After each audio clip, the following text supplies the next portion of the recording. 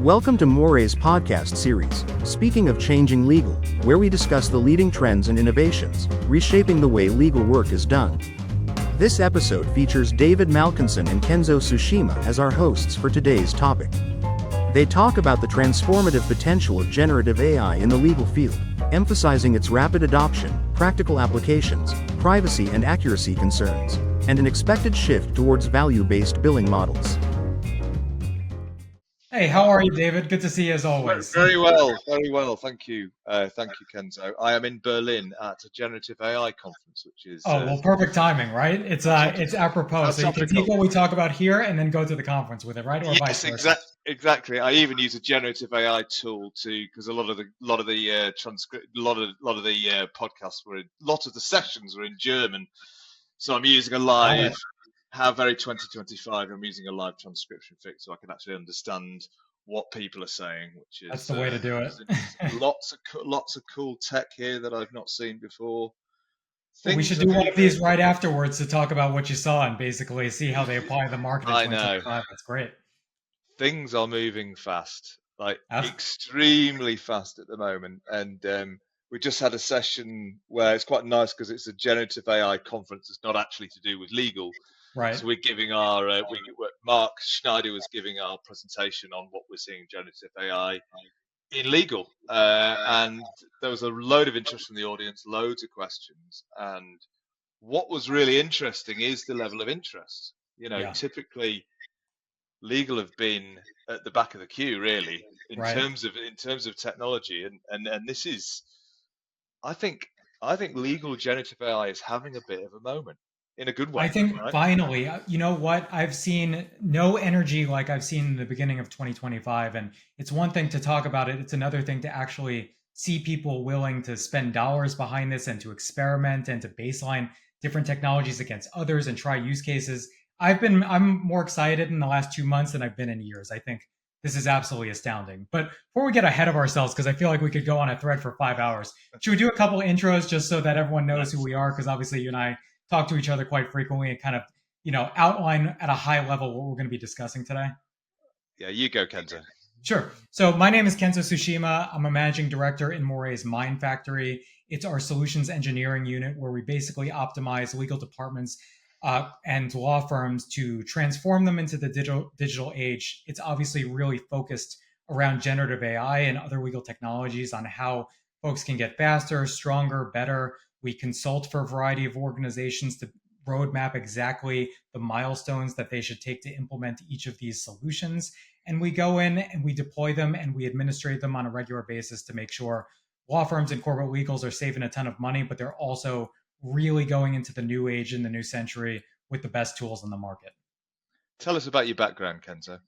So I've been with Morae for about 3 years now. Prior to that, I was a consulting partner for over a decade at a boutique consultancy in Atlanta, Georgia, where I not only focused on process and tech optimization, but I also served as their general counsel. So kind of a dual role, but I think that's where the harmonization of this, legal stuff as well as the technology really, that was the genesis of it.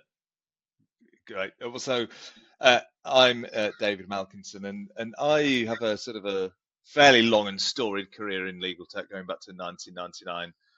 I'm a technologist at heart, and I've done various different roles within first Phoenix and now Morae. So I look after our DM solutions, and I'm also on the Mind Factory team with you, Kenzo. So we are, we've made a decision as a company that we need to lean into the whole AI space and the technology space. So we put together a crack squad of about 5 of us called the Mind Factory team to really go to market and really lean into this AI space. And so far, 6 weeks in, it's been eye-opening. It's been incredible what we've heard from the market and how absolutely. And I think part of the reason and the reason for the formation of the team is because a lot of people have interest, like you mentioned. A lot of people have energy. What people don't necessarily have is the know-how. So they need trusted advisors to come in and hold their hand through the process because it's scary. You hear at these conferences a lot of questions about losing my job or, change management. And I think having folks that they can call on a whim and be like, I'm really struggling with my AI adoption. And, funnily enough, the topic of this webinar is adopting AI in legal tech, why hesitate? So we're going to kind of talk about all of the reasons why not to hesitate. But it's exactly that. Folks have a lot of energy, but not necessarily a lot of planning on how to implement these optimally. Yeah, and what I see is that there's such a big range of where firms are at currently, both corporate. Some are just starting out, some are fast followers, and some are further ahead. And what we try and do is sort of place ourselves. So if you're further ahead, we've got our real AI engineers we can use. If you want to just buy a tool quickly and get going with that, we can help you. Or if it's Right. just the sort of the educational piece at the start, we can help that too. So it's been really interesting seeing where people are on in the journey. I was having a chat with somebody from Microsoft the other day. I was at a conference, and it was the person in charge of Copilot, and Okay. they said that they noticed that legal were very slow to adopt cloud technologies Mm-hmm. to get to about we're at about 40%, 45% adoption within legal of generative AI. I Mm-hmm. think if you were to include the private use of ChatGPT, which shall not be talked about, or Gemini, or the title, my bet is way, way higher than 40%. But let's Right. go with 40%. The They got official number that they're allowed to quantify without getting into trouble. exactly, exactly. So so let's say it's 40%. That took 2 years to get there. Mm-hmm. It took 11 years to get to 40% cloud adoption within Right. legal. That Right. same that same thing. So and actually of all the professional services for all the professional services disciplines, legal is the furthest ahead, which is totally different. Normally they're very very conservative in terms of adoption and usage. So that's been really interesting to see. It's interesting because you and I have both been in both legal and technology forever, or essentially our entire careers, and we've seen the slowness of adoption, kind of industry wide. It's been, I think, a source of frustration for us both. And now it's a really good point how you saw a really slow ramp historically, and now you're seeing a much quicker ramp. And my Mm, theory on that is essentially it's so easy to onboard and train yourself to use these tools. So you talk about a CLM implementation back in the day, or you talk about a document management implementation. These are 6 to 8 month exercises. They require a lot of stakeholder buy-in, a lot of change management. You almost have to prove the ROI after the fact. Now you have tools you can basically learn how to use in 20 minutes. You can stand up the instance as long as it takes you to get a login. You can start playing with this immediately. Oh, and by the way, you can get really creative with your prompt engineering. So I think the fact that legal professionals can just dive into it without having to build all of this ancillary architecture around the solution makes it more compelling to actually experiment. totally. And like the traditional way, I speak to some IT directors that are struggling to get their head around what that means. The traditional way of find a business case, Mm-hmm. deliver your use cases, Mm-hmm. do a beauty parade of products, Mm-hmm. then train, then adopt. All of that has just been turned completely on its head. And I think, although it's a bit uncomfortable for some, it's the right way of doing it because there are so many use cases. It's so easy to use. You can get so much value from it from just diving straight in so quickly that it's paid off. And those firms who dived in very early, sort of early to mid 2023 are reaping the dividends. They're the ones we see that are furthest ahead now, and they're Right. starting to sort of properly automate things. And it's interesting because I think, in comparison to the legal industry, software product management has been ahead of the game a little bit where they moved from the waterfall model to the agile model. And a lot of CLM implementation didn't necessarily allow for that, or a lot of document management implementation didn't necessarily allow for it. You have to make a commitment, you have to get people on board, and then essentially you have to have a command and control structure where you force adoption, right? Or you mandate adoption. Here, it can Yeah, be a much more agile approach to have one person in your legal ops department try a new tool, get an ROI behind it, quantify how much time that single person is saving on certain discrete tasks, test this out in one geo or one business unit with a couple folks, and then it grows from there. Seeing the organic growth of usage, adoption of even license count, right? So we're not in situations anymore where folks pay for 1,000 seats and you have 12 active users at the end of the year. You have a one-to-one correlation of active users because you're only onboarding users as they're adopting the tool. that's right. Yeah, and it's very, very different. I mean, I've spent my whole life doing DM projects, which are notoriously difficult. They're a heavy lift, and if you get any less than 100% adoption, it's deemed to be it's deemed to be a failure. You've got to do these great big data migrations, and we're the best at it, but it's not a project that you go into lightly. It's a 10-year commitment Right. to a platform like that, because it's you've got to really to justify the sort of the heavy lift. Not so with AI tools, right? Right. So let's talk about something interesting because both of us saw it last year where essentially we saw a lot of market hesitation last year. And obviously, we all started finding out about LLMs and generative AI models probably at the end of 2022. 2023, there was a lot of hype. 2024, I thought at the end of 2023 was going to be the explosion, and it looks like it's going to be 2025 instead. So, in terms of folks overcoming their fear and really jumping in headfirst and us being the facilitators and the encouragers to do that, what do you think maybe caused a little bit of that trepidation back in 2024? And what do you think has alleviated that in 2025? There are, I think, the two big things for lawyers who rely on complete accuracy, precision, Hmm. a machine that makes things up and Hmm. isn't necessarily isn't necessarily the best privacy advocate is Right. extremely problematic. All these scare stories across the internet. Where firms are at now, there are you can stand up things inside your own as your environment a lot easier, which takes care of a lot of the privacy issues.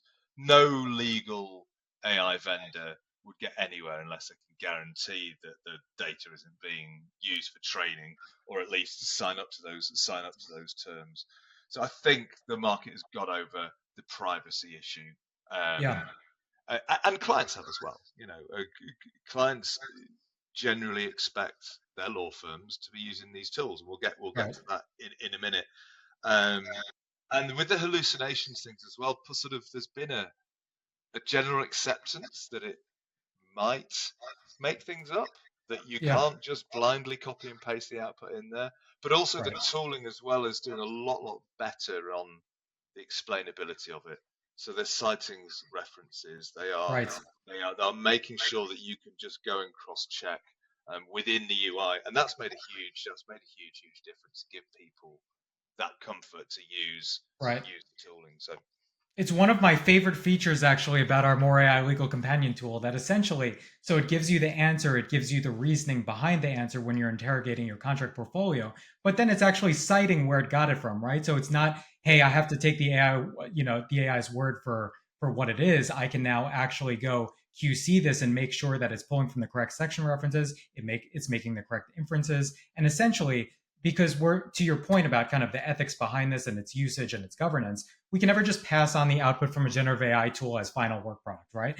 But we're cutting off 3-4 hours from that process. So we're cutting down a multi-hour exercise that's going to take half your day down to 20 minutes, 15 minutes, sometimes even less. And I think that's the real value. I also think the issue is a really good point. Last year, it was maybe the top question I got asked. When everyone was kind of asking questions about generative AI and its applications to legal technology, now it's almost like a side question, right? They know it's going to be addressed. They want to see the tech architecture behind it. They want to see the private Azure instance, but it's not stop the conversation. I'm not speaking to you for another minute until you address my privacy. It's like, oh, by the way, let's talk about privacy just to make sure I cross my T's and dot my I's. It's definitely a secondary sure. concern now. It is, yeah, and yeah, you're quite right. It was the number one question that we got asked Right. last year. Number one, and it's still a concern. Don't get me wrong, but as I say, no legal AI vendor would get out the gate if they hadn't solved it. So all the vendors are thinking that as a first principle. So they come to the part. Usually they'll send actually a PDF beforehand to say, by the way, we've got the security sorted now. Let's actually concentrate on the tech itself.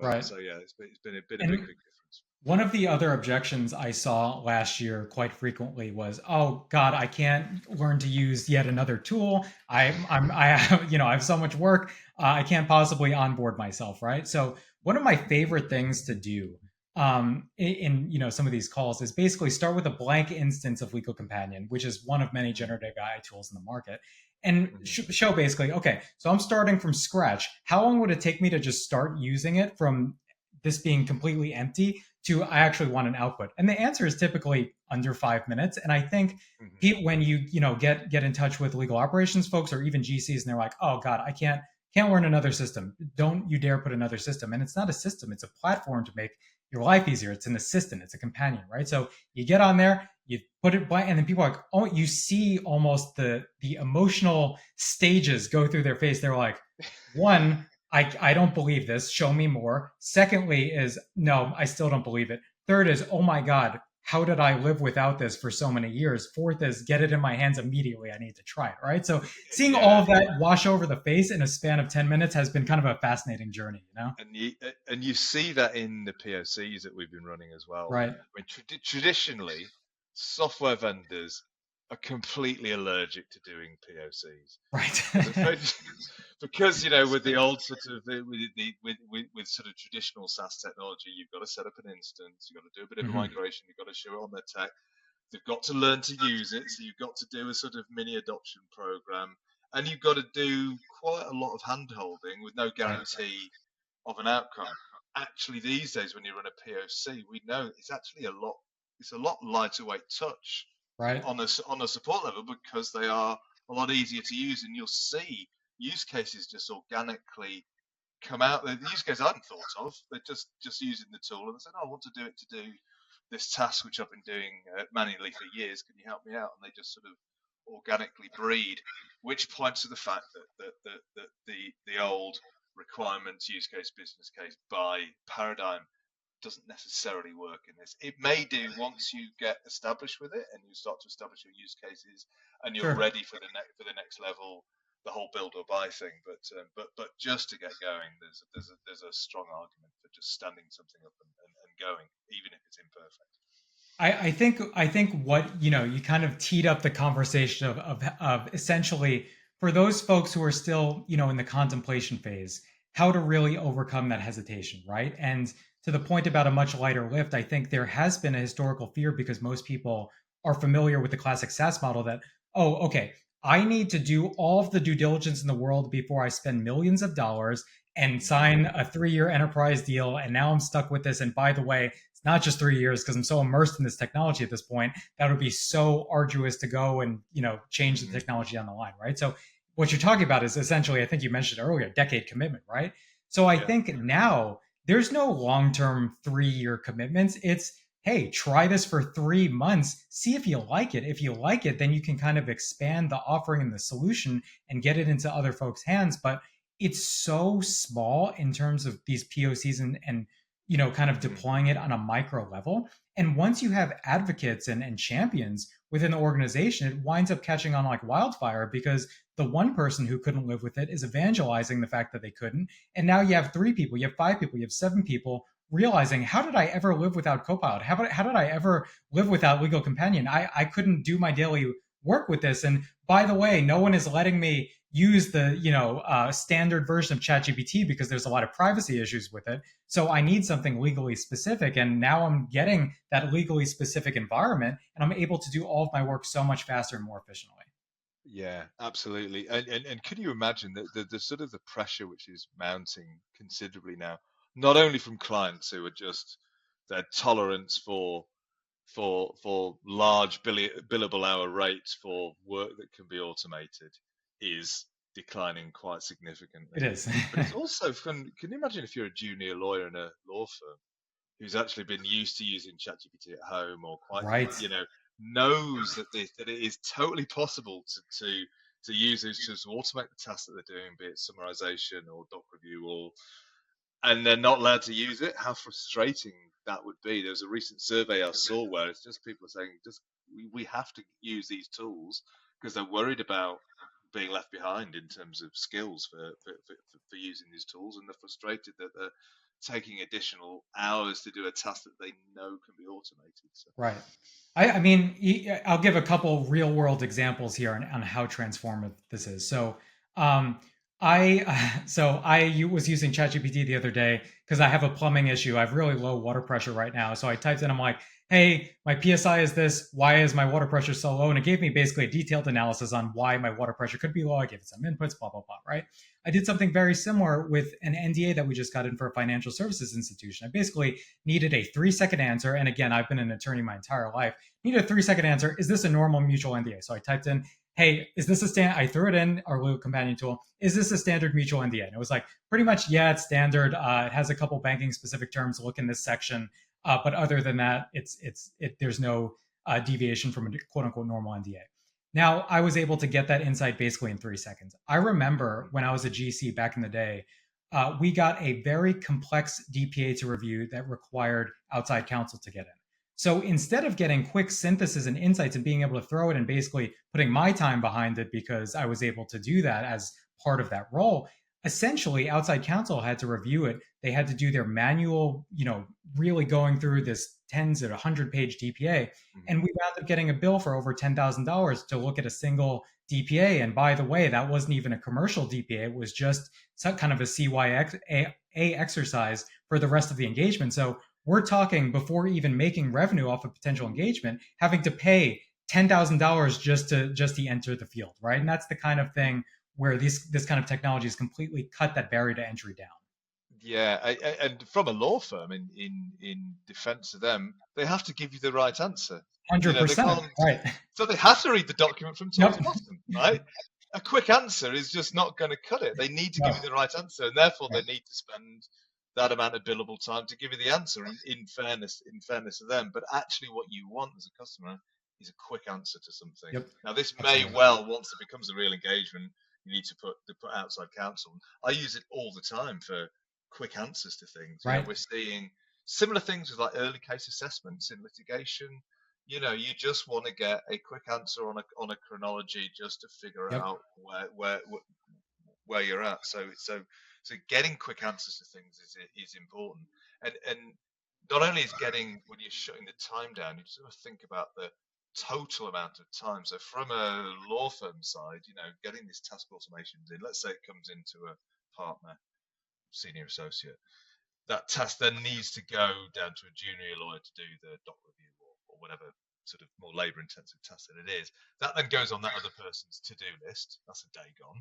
Then they've got to wait for their to-do list to get to the point. Yep. It's another day. That's 48 hours. Then the task gets done, which may take 2 hours, comes back, and off it goes to the client. So even if there's no time saving in the task and that you can press a button and do that automatically, the fact that you're not having to pass it to other people's inboxes reduces time massively and makes your value to the client way higher. So and you're more empowered, right? Sometimes, there's obviously, we all have a finite amount of time in the day, but sometimes you want to be able to do things yourself, and you never had 2 hours to dig into it before, so you had to send that email to the junior associate, you had to send that email to the paralegal, and they had to read it and respond. And to your point, it's cutting down all of those ancillary communications, but it also is empowering to a certain degree, because I want to be able to just do that answer autonomously. I want to be able to just dive into it for 5 minutes, get something. And that's where, those section references come in. It's like, okay, I need a quick answer, but I need you to tell me where to focus my attention. So instead of having to look through a 36-page doc, I have to look through one paragraph, and that's much easier for me to do. I know exactly where to look at, because that's the whole point of isolating the actual important material, right? And we talk about kind of contracts all the time. We talk about how this kind of speed up negotiation. We talk about contract interrogation and summarization. I think these are all amazing use cases. One of the things I've personally bumped into, and I'd love your thought on this from both the law firm and corporate side, is M&A. So M&A, to your point about having to, it was necessary for law firms to go in and make sure that due diligence is perfect, that you're going through top to bottom, making sure that you're reporting on anything that could affect M&A, to the umpteenth degree, so that the folks who are spending, $1 billion on acquisitions are making sure that they're putting their money in the right place and they're protected from risk. Now you can power through and extract that data so quickly. So you still need to, report and give strategic insights, but you're transitioning all of that manual review and allowing your M&A team to actually focus on the strategy and the reporting and the business case, rather than, okay, I spent 8 hours summarizing this and 1 hour strategizing what it means and synthesizing. Essentially, it's shifting the distribution of work to the more valuable part. Absolutely. And and it doesn't take away the strategic work. It probably means that younger lawyers will be able to take on that strategic work earlier on in their career, which is Yep. good. And you'll see billable hours go up. It can't not, can it? No. Over time, the billable rate is going to go up for that Yep. high level value strategic work, because that's where all the value is. So yeah, there's so many startups in that M&A space that I see coming up. I was speaking to somebody the other day who's not only just doing the extract, but actually automating the whole document generation Right. piece, and then putting it on a, because particularly when you're a founder selling a company, you just have to produce the same documents again and again and again, Right. and it's only the founders that can do it. So they Right. just spend forever trying to pull all this data together, on top of trying to run the business at the same time. And automating all of that will just make a huge difference. So it's not just the basic extraction or summarization; it's actually chaining these use cases Right. together in really, really new and interesting ways to save the pain of otherwise extremely busy people. So let me So get your take on something because we started the conversation by essentially talking about the renewed energy focus and increased adoption for generative AI and legal technology. However, one of the things that I think we both have opinions on, but you're so plugged into the law firm market, is the transition and the eventual transition, the current transition from billable hours to value based billing. Because obviously we're talking about efficiency, we're talking about speed of tasks, we're talking about speed of review. All of this necessarily decreases the amount of hours spent on the more manual tasks, hours that have historically been billed in 6-minute increments at very high rates. So what have you seen in terms of the market and the appetite to get a little bit more creative with value based billing models on the law firm side?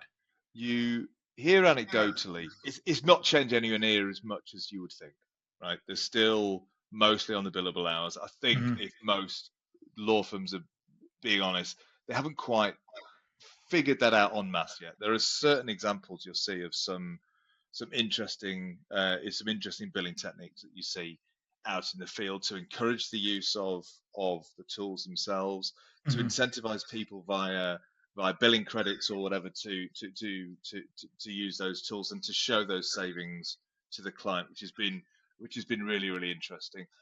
It's just, you can't see that that when time is being saved on billing, how that isn't going to change the fee model. I'm really looking forward to any law firm or survey that would actually show the use of the generative AI and the use cases per department, and Mm-hmm. then track that, see how proportional that is to Right. alternative fee arrangements in those departments. It can't not change things, It's interesting it, because on the US side, what I haven't seen proactive creativity, but with most industries, I've seen reactive, to clients, right? Clients have asked their law firms when they're doing panel reviews or even when they're just evaluating who's going to do an enterprise level project, they're saying, hey, what generative AI technology are you using or what legal technology are you using to make your reviews faster and how are you going to integrate into this engagement?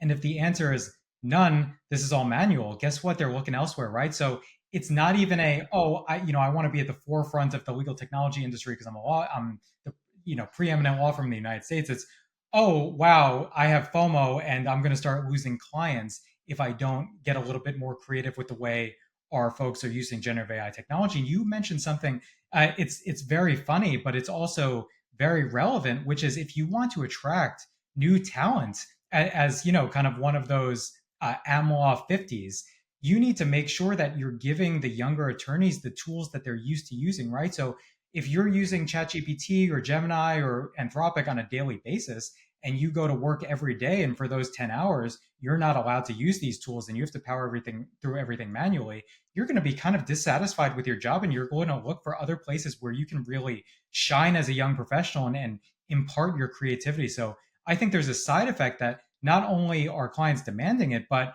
the folks who are entering the workforce in this field are demanding it as well. So it's coming from both sides. Yeah. Can you imagine if they took the tools away from us at Morae? What I, that would be like? And I, just like, no. we would revolt. That would It just, we'd have a revolution on our hands. which is kind of scary, because you're thinking, are these tools just making us stupid? I often think about this. I use it all the time for so many different use cases, so many junctions during the day. for proofreading things, mostly because I'm awful at proofreading. I'm awful at proofreading. I can never check my own work. I just, the amount of times I've done not instead of now. Back in my old days when I do, the system is not available. What I meant to say is I've just finished all of the work. The system is now available. That's Right. that's a typo that Spellcheck doesn't pick up, but Right. just one letter makes a huge difference. So yeah, take those tools away from me, and I would be a very And, unhappy and camper. and I think it's just about the scale of tools at this point and how helpful they are. I mean, compare features in words, or there have been legal technology compare features for forever, right? And you compare one doc to another, Mhm. and you kind of isolate what those differences are. But now the fact that you can throw in 5, 10 things and say, hey, in 3 seconds, give me a table showing the comparison, the differences between these things, and do it by subject areas, and you have a report on that in, again, 10 seconds. So to not just do a direct one-to-one compare and have to open up multiple docs or run it through a rudimentary machine learning tool, but having a generative AI tool that aggregates this data and gives it back to you in exactly the format you're looking for is just, it changes my life on a daily basis. And it's not even Oh, hyperbole. It's amazing stuff. yeah, and the thing that's changed my life recently, deep research. I've used Perplexity Yeah. deep research. I've used Google Gemini deep research. I can't quite stump up the $200 for the for the OpenAI one, even though I'm really When they tempted. drop the But price to wow, $30, you're gonna get on board though, I'm right? in. I'm in straight away. Okay. I'm on the $20 plan at the moment. I now have Okay. 3 plans because I'm slightly obsessed across all three of them. But wow, that deep research has made a big difference. It, I'm hosting a panel tomorrow with some real experts, 4 doctors, on AI regulations, EU AI regulations, and how that sort of interplays with innovation. I'm pretty sure I felt a lot more comfortable after using those deep words, giving an unbelievably good report to get me up and running very quickly. So and it's just part of daily yeah. life now. It's a really good point, because one of the use cases that we haven't talked about yet is essentially, let's say you have you're a corporate, you have your golden standard template, and you've been using it for years, but there's new legislation, there's a new GDPR thing, there's new case law. How nice would it be to throw in your template or existing contract, to throw in the new legislation and say, give me an analysis on how this legislation or case law affects my template or my existing contract, what's my risk profile?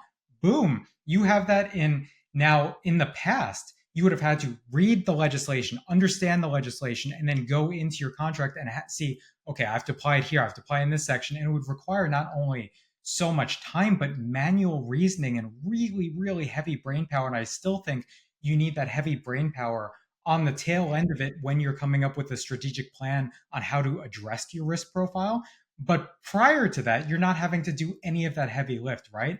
And I think for Yeah. me personally, that's been a huge value And that's the sort of the horizon scanning regulatory use case, which I think is really cool, particularly when you then chain that with, I think one of the big things that the DM vendors have done, I know iManage have got this functionality, is automatically tagging documents and add. tagging Yeah. them as the type of documents they are based on AI.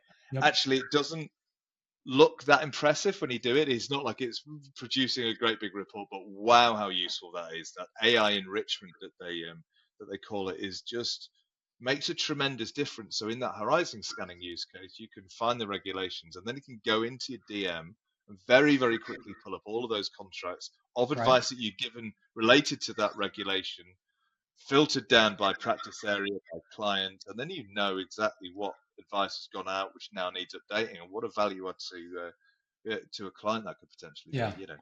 No, it's a I and to kind of, because I want to make sure people know at the end of this, essentially, given all of the developments in the market, what to do, right? I mean, we've talked about the fact that this is kind of a go-to assistant and a huge value. This saves time, this saves money, this makes your job easier and more fun. This mitigates your risk profile when it comes to new legislation and its application to your current contract portfolio. There's you can interrogate your full contract repository in a moment's notice. You can do enhanced due diligence for any sort of M&A activities you're involved in. There's so many use cases, but instead of bombarding the market with use cases, although that's fun too, what do you think are a few calls to action that folks can take away from this, where they're like, okay, I heard what these guys said, they're passionate about it, they know exactly what optimal looks like for a legal department and a law firm, what should I go do as a next step? Well, speak to us is the first thing to do. Of Obviously, course. is it goes without saying. So speak to us, and the types of things we would say is we would give you an overview of where generative AI is today. Give you, if you're starting from nothing, which most people aren't these days, we would give you an overview, and there are a few choices. There is, depending on your view on the use of third-party models, most people are pretty cool with using the OpenAI endpoints. Obviously, the 0 day endpoints of OpenAI, of Gemini. Pick your model, and then there's a platform to go with that. We've got Right. our legal companion. There's also the AI tools within iManage that we can use. But you may want to build your own tool within Azure OpenAI. There's certainly quite a groundswell actually of firms that just want everything to stay within their own Azure tenant. So Right. certainly with some CIOs who want everything to be within the Microsoft world, they want to try and keep everything as contained as possible. And there's no right or wrong to that, Right. but there are tools that you can buy which you can guarantee the security when it will use multiple models, or you can stand up something inside your own environment. We've got our own generative AI secure playground. You may choose to have the AI within your DM vendor. We know the iManage one very, very well. Or there may be, that's a good place to get started. So you can start prompting, you can start using these tools and getting outputs and delivering these use cases. That's where I would definitely start. And you You know where then, what I would suggest for attorneys who are not super familiar with legal technology in general is because I think a lot of the discussion has focused around translating what you're using in your personal life to what you're using in your work life, right? To make sure those align. I think unfortunately there's a lot of folks, especially attorneys, who, and this applies to the medical field as well, but who are not necessarily using Claude or ChatGPT or Gemini in their personal lives, right? But it's, for me at least, it's almost replaced a search engine to a certain degree because it's going beyond just showing you the results, it's showing you insights, right? And I think yeah, once you get used to it, once you spend a week or two asking questions and kind of getting very targeted answers rather than having to parse through all of these yourselves, you kind of become a believer in what it's able to do, right? So yeah. I would say play with this in your personal life. Try to become familiar with the process, and then you will immediately be able to translate that into the potential use cases at your job. In which case, as we've talked about, experimenting with this in terms of the legal technology used to take 6 to 8 months. Now it takes 20 minutes. So it's such an easy transition. Get on board, love it, and then bring it into your work life essentially.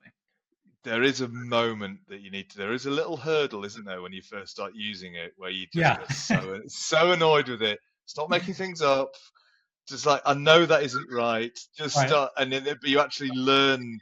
You learn almost how it thinks the more you use And it. you So learn you how to know prompt. how to get, how to prompt it. You know when to shout at it in capital Right. letters, and it's just Right. suddenly you know how Exclamation to tell. point. Yeah, you know how to tell OpenAI particularly to stop being such a sycophant, which I find really, which I find really annoying. So I've had to tell it. You tend to the customer, and then actually once you start to sort of understand how it thinks, your output increases massively, and then your your productivity sort of increases exponentially once you've got over that initial hump. It makes a huge difference, and then you're And ready to bring it to work with the right. tooling that you've got. So you sort And of it's a get really on. good point about kind of, understanding how it thinks and how it outputs information because there's certain things, activities at law firms and legal departments that need to be in very specific formats, right? They need to be in tables or they need to be basically 3 paragraphs with 2 sentences each. So if you say, hey,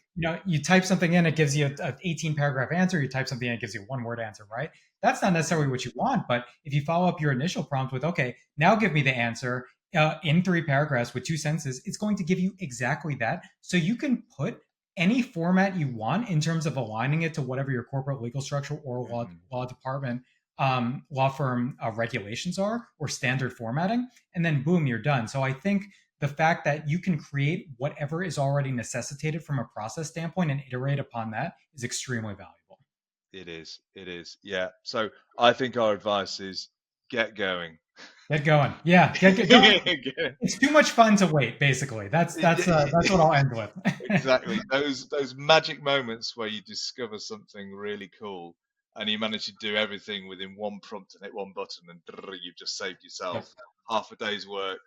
It may take you half a day or more to actually get to the point of saving you half a day, but that's when you start to see Yep. that sort of compound interest, as it were, in sort of Yep. in terms of productivity. So, well, David, as always, it was an absolute pleasure to talk to you today. I'm sure we'll be talking later this week. But for those of you who have listened to this and enjoyed the conversation, again, you can tell that David and I absolutely love this, live it and breathe it. So have a conversation with us. Come talk to us. I think we can show you a world of possibilities in terms of how heavy or light you want your initial deployments to be. Absolutely. Thanks a lot, Kenzo. It's been great. All right. Until the next time. Cheers.